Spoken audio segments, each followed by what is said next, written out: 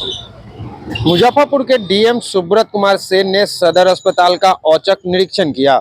इस दौरान उन्होंने काफी नाराजगी भी जाहिर की। ऑपरेशन थिएटर में निरीक्षण के दौरान विफरे दिखाई दिए। सदर अस्पताल में साफ सफाई की व्यवस्था नहीं होने पर डीएम ने जमकर फटकार भी लगाई। इस दौरान अस्पताल में हड़कंप मचा रहा। सबसे पहले डीएम ने अस्पताल के ओपीडी का जायजा लिया, जहां उन्होंने मरीजों के बैठने की व्यवस्था नहीं होने पर नाराजगी जाहिर की। इसके बाद इमरजेंसी वार्ड का निरीक्षण किया, जहां डॉक्टरों को मरीजों का पहले इलाज करने का निर्देश दिया। जिसके बाद उन्होंने जांच के क्रम में पाया कि सदर अस्पताल की इमरजेंसी में इलाज से पहले ही मरीज को मेडिकल रेफर कर दिया जा रहा था। इस पर उन्होंने कड़ी आपत्ति जताई। वहीं जब डीएम ने ओटी का निरीक्षण किया तो मरीज का ऑपरेशन नहीं होने का कारण एनेस्थीसिया के डॉक्टर को जमकर फटकार लगाई। देखिए, हम लोगों ने विभिन्न व्यवस्थाएं सुविधाएं जो स्वास्थ्य विभाग मरीजों को उपलब्ध करा रहा है, उसका हम लोगों ने आज भ्रमण किया है, निरीक्षण किया है। सिविल सर्जन साहब, सुप्रिंटेंडेंट साहब, डीडीसी सब लोग उपस्थित हैं और कैसे सुविधाओं को और बेहतर करें, इस पे हम लोगों का प्रयास है। सब लोग, आप लोग जान रहे हैं कि 30 करोड़ की लागत से जो है मॉडल हॉस्पिटल बन रहा है। हम लोग उम्मीद कर रहे हैं कि मार्च के अंत तक उसकी भी शुरुआत हो जाएगी और उसके बाद जो जर्जर भवन है यहाँ, जिसमें अभी इमरजेंसी चल रही है, ओटी बना हुआ है, उसको डिमोलिश करके एक बेहतर लुक हम लोग अस्पताल का देने का काम करेंगे।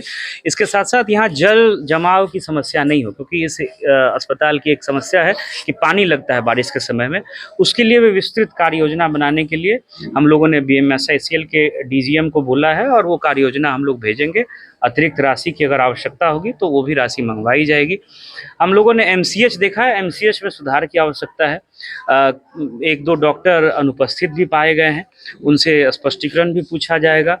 और हम लोग OPD में जो है काउंटर्स बढ़ाने के लिए सुप्रिंटेंडेंट साहब को बोले हैं। 2 काउंटर हम लोग अगले वीक से यहाँ होने जा रहा है। 1 काउंटर बढ़ेगा, टोटल 2 काउंटर MCH में जो है फंक्शनल रहेगा। जो SNCU है वहाँ बच्चे कम एडमिट हैं, उसमें 100% ऑक्यूपेंसी रहे, वो हम लोगों का ध्यान है। NRC जो है, जहाँ माल नरिष्ट बच्चे, जिनकी माँ और बच्चे दोनों की, जिनकी स्वास्थ्य की स्थिति या वजन और जो इंडिकेटर से ख़राब है, तो उसमें बच्चे एडमिट हैं, उसको हम लोगों को बेहतर तरीके से संचालित करना है।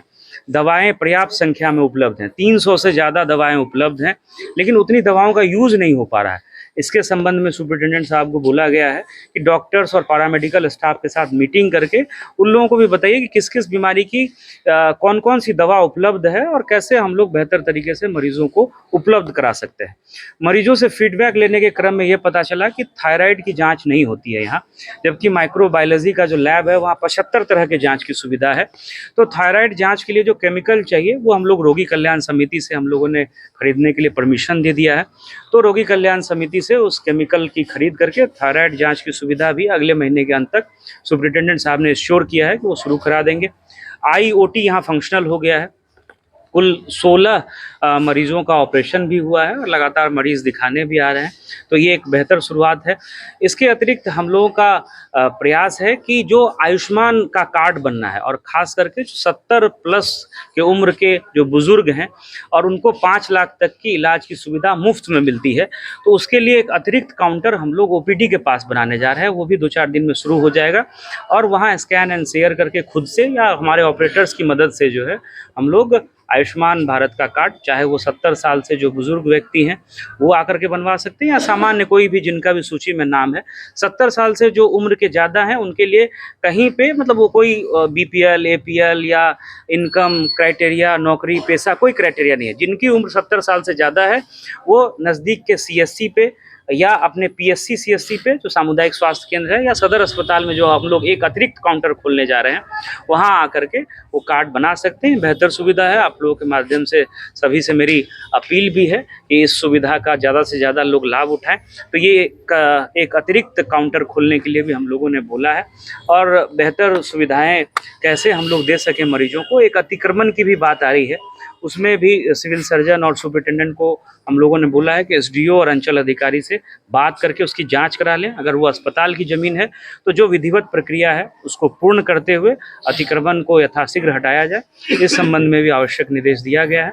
तो सारी टीम लगी हुई है और बेहतर सुविधाएं हम लोग मरीजों को दें, ये हम लोगों का प्रयास है। देखिए अभी जैसे देखिए आप इस चीज़ को समझना होगा कि कई चीज़ें शुरू हो रही हैं। जैसे मैंने आपको बताया कि आईओटी जो है यहाँ पर अभी शुरू हुआ है। जैसे पहले जिसको कैटरैक्ट या दूसरी बीमारियों का ऑपरेशन कराना था तो उसके लिए रेफर करना होता था, अब वो सुविधा शुरू हो गई है। यहाँ जो है एक्सरे और माइक्रोबायोलॉजी का लैब जो है वो फंक्शनल हो गया है। थायराइड के टेस्टिंग के लिए अभी एक मरीज ही बता रहे थे बाहर 600-700 रुपये लग जाता है, उसकी सुविधा हुई है। एमसीएच बेहतर तरीके से काम कर रहा है, इसको और हम लोगों को बेहतर करना है। डॉक्टर की जो ड्यूटी है वो लोग समय से उपस्थित रहें, ये हम लोगों का प्रयास है। तो जैसे जैसे सुविधाएं बढ़ रही हैं और डॉक्टर्स का भी प्रयास है कि रेफर कम से कम करना पड़े, इस दिशा में लगातार सिविल सर्जन और सुपरिटेंडेंट दोनों लोग लगे हुए हैं और हम लोग इस कार्य संस्कृति को और बेहतर करने का प्रयास देखा गया है कि रोस्टर वाइज जो है डॉक्टर यहाँ पे नहीं रहते हैं। नहीं, वो समस्या है।